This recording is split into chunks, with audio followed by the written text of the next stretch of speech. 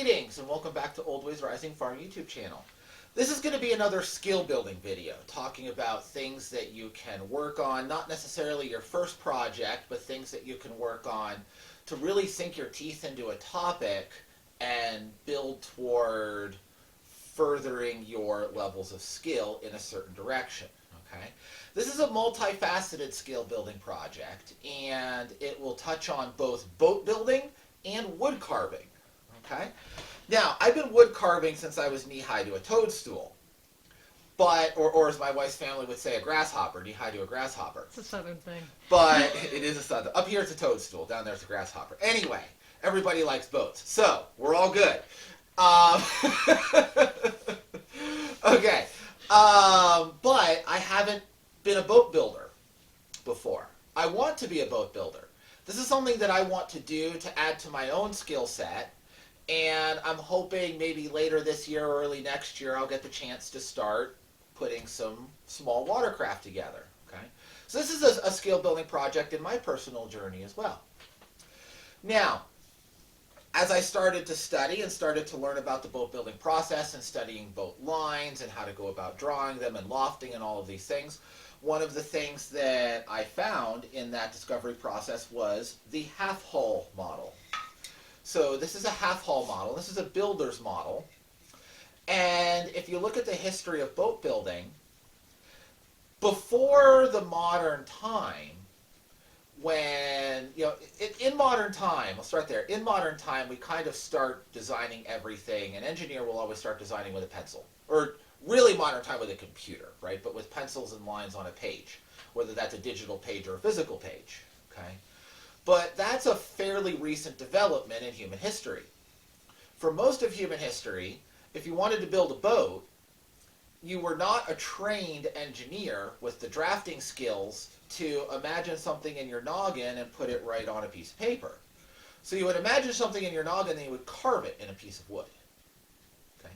And then that piece of wood could be measured and the design would be transferred from the wood to the paper, and then scaled up from the paper to the lofting floor and drawn to full size so that you could make the molds and all of the pieces for boat building. Okay? Now, as part of my study of boat design in preparation to hopefully build a boat within a year or two, I wanted to look at a bunch of different designs, different styles of small craft, like single-person craft, and I really enjoy model making and wood carving, and I really find model making very useful in all of my design processes, whether it's landscape or something tangible. So I started building myself a reference collection of builders' half-hull models. It's called a half-hull model because it's literally half of the hull of the boat. Okay. And these are to scale. This one is a Lincolnville salmon wherry. Okay. Now, these more complex rounded shapes, you have multiple steps. You get a reference source that has information on the boat you want to build, and then you cut out water lines or butt lines, and both of those you can use basically like topographic lines, and you glue them together in a stack. Okay, and this is a glued up stack. This is going to be a Wrangley Lake boat, and then you take that glued up stack and you cut out the profile all the way around. Okay. And then, because these stacked wood wafers give you basically the topo lines, the intersections of those give you basically the topographic lines of the boat, you can use this as a reference and carve an accurate scaled model of that from the drawing that you were referencing. This one is a Penobscot salmon wherry. This is the most complex one that I've done. Okay. And if you're doing this as a builder, you want to stop with just the sanded smooth hull, because I want to be able to literally take notes on the surface. I want to doodle on this. One of the ways to measure and take the lines is to glue it to a piece of wood and cut curves in it so you can put a card in and then trace around it. The other way is to bend a wire and then you can trace the inside of the copper wire and take the lines off that way. Or you can set it in a frame and directly measure them from multiple angles. So I want to be able to, I don't know, I'm building a reference collection. I don't know exactly how I will use these, but probably some of these will get cut, some of these will get doodled on, some of these will just get measured, right? So I'm not doing a lot of finish work for this little collection. But if you want to do this to make an ornamental piece, you can make a presentation model. Like this is a Finger Lakes trout boat of the Ben Reno pattern. And this is a presentation model, right? So this is red cedar is the wood, and it is sanded up nice and smooth and has 6 coats of varnish on it, right? The works. So this is a presentation model to hang on the wall. You don't cut kerfs in this to trace it, right? Not a thing. So that's, you know, the ultimate extreme. This is where you kind of see a lot of people doing these as craft projects to make presentation models for nautical art. But I'm making these for their original purpose, and this being the first stage in my skill building project toward eventually making some actual boats. Okay. Now, those with the stacked wafers and the rounded hulls, those are the most complex form. Not every boat requires that, and what I want to talk to you about and make for this video is a much simpler form. This is a form called the bateau. It is a French word. I think it just means boat. So it's a fairly generic term for boat in the French language. I don't speak French, so I cannot accurately translate its full meaning. But these were very, very important in the 16 and 1700s in Eastern North America. So in form, there's a lot of similarity between these and the British punt. So it's kind of dubious to say this is the exact precise time where the form was invented. But this book, the Dory book by John Gardner, is that in the frame line? Okay. This book has a really good history of the bateau and how it leads later on to the production of a whole variety of very specialized dories with very specialized functions. And John Gardner places the point of origin, at least for this lineage of bateau-like things, as the Finger Lakes, specifically Onondaga Lake. Right, so it's local right here to New York. Okay, they are taken up and really blossom in Canada, and the Hudson Bay Company takes ones about this size. These are all of my models are 1 to 12 scale, by the way, so 1 inch equals a foot. And takes boats about this size and uses them for hauling cargo, which is too heavy for the large birch bark canoes. So it hung on in the Canadian interior, Canadian Maritimes.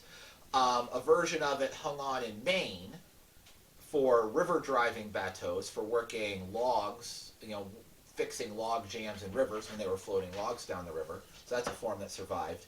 But the biggest point of production of these things was Albany, New York, during the Revolutionary War, because during the French and Indian War and the Revolutionary War, these were the military, dominant form of military transport. They would load these up with cannons and horses and troops and every other thing, and they were making big ones. So during the Revolutionary War, there was a huge production center in Albany, New York, recruited boat builders from up and down the East Coast, trained them, and then after the war, they went and started building civilian craft, and that's when you start to see the dories and the wherries and all of these specialized forms develop. So even though it's kind of a French-associated boat, really the center of production was central New York of these things. And they were used from, you know, the Hudson Bay through New York, Pennsylvania, Maryland, and out to the Ohio Valley. Was kind of their extent, the whole northeastern quadrant of North America. Forms that survive. This is a light river bateau. This form kind of survived in Maine for quite a long time. You have the poling skiffs, often called railbird skiffs, which were small hunting craft used in the Chesapeake Bay. So this one is a double end form. and this is a square transom form of the railbird skiff. And there was a big, the Cajun culture comes from, originally from people who were displaced from the Canadian Maritimes. So they took it down there and made us the Cajun pirogue. Okay? So the Cajun pirogue is a small derivation of the bateau. And there's a modern form of the pirogue called the 6-hour canoe that has been published and built all over the place, and it's a common first build plywood boat that a lot of people like to use, but it's really a pirogue, right? So the bateau is still very much alive and well. Now, these are all small, but if you notice something about them, the bottom, it does have rocker in it, but it's a straight plane. It's a curved plane, but it's straight. The side, again, is straight from gunnels to bottom, okay? And the top on these half-hull models is always cut straight. So we have 1, 2, 3 straight lines. So we can take one of these bateaus, lay it out on a block of wood directly without having to layer up a large stack of layers, because we don't have the complexity in this hull shape that we do in the round bottom hulls. So I'm just going to set these down on the floor, and let's look at some of this. So the first one, and I saved the big ones to do for this film, because I can show them to you, and you can actually see it well. So this is the outline for the Maine river driving bateau, which is about the same size as the ones that were hauling cannons around during the Revolutionary War. So this is the same scale as the pirogue. These are both 1/12 scale, but this is a 36-foot long boat, whereas the pirogues are 10 to 15 feet. And 15 is outlandishly large for the style. Okay? So I saved the big ones to film so that you could see easier what I'm doing as I'm laying out these lines. Okay? Now, to make this form, if I could be less clumsy, there's 3 lines that we need to lay out. This is the top, okay, the shear line. Okay. Then on the side, we have the profile. Okay. So this is the bow, this is the stern. And we just have the profile. Now, the last is the bottom, and this is just the bottom profile, okay, going along. So we can lay out those 3 lines and then cut it out all at once, right? So steps do matter. What I will do is I will clamp this in my vise, and I will draw a knife, this curve out, which will remove this kind of ugly stuff. I just ripped this with a handsaw halfway through and then split it the rest of the way. I didn't have a 4x4, so I made one out of a 2x8. I didn't have a 4x4 in soft pine. I had some junky ones, but I didn't want to carve those. So cutting out this line will leave the profile in the bottom unmolested. Okay? So I can cut along here as the first operation. Then I can clamp it in the vise this way, and I can cut along this as the second operation. Then I can cut this as the third operation. And then I'll have to redraw a little bit in this area and just make these the last 2 inches here, and remeasure that and block those in as the final carving step. Okay. So in 3 sets of cutting operations, I can have the shape of this boat. Now you can also do this if you're interested in building a bass boat or 6-hour canoe or something like that. You can take whatever study plans you're looking at and do this with any square-sided boat. Okay. If you have if you have any kind of triangular shape down to the keel, then that breaks it and you need more reference points. But for any sort of flat bottom, flat side, skiff, or bateau derivative, you can do it this way very simply. And those are the category of boats that most people think about doing for their first boat build. So while what I've done is a little bit over the top and making 30 of the things to try and study a whole bunch of different designs before I get started, if you've decided I want to make a plywood bass boat, you can get the studied plans. Most of the companies that sell these plans will provide free or low-cost study plans. Those are not good enough to build your boat, but they are good enough to make a half-hull model. Okay? These I made from the pictures in the Dory book that I showed you a minute ago, and it provides lines for the Maine River Drive canoe. When I measured the drawing, I figured out it was 136 scale. This is 112 scale, so I just directly measured its drawing and multiplied by 3. And then average it out a little bit when you're drawing the curve to make sure that the curve is fair, because there will be some error when you're measuring paper. Paper expands and contracts inconsistently. So it will distort your image a little bit, okay, when you're scaling a piece of paper directly. So this was the drawings in the book times 3, and you can see I have a little layout grid. So you measure up and put a point, up and put a point, up and put a point, up and put a point. And then you can take this flexible ruler and bend it to the curve and trace around it. Okay? So if you're thinking about building a boat, get those study plans.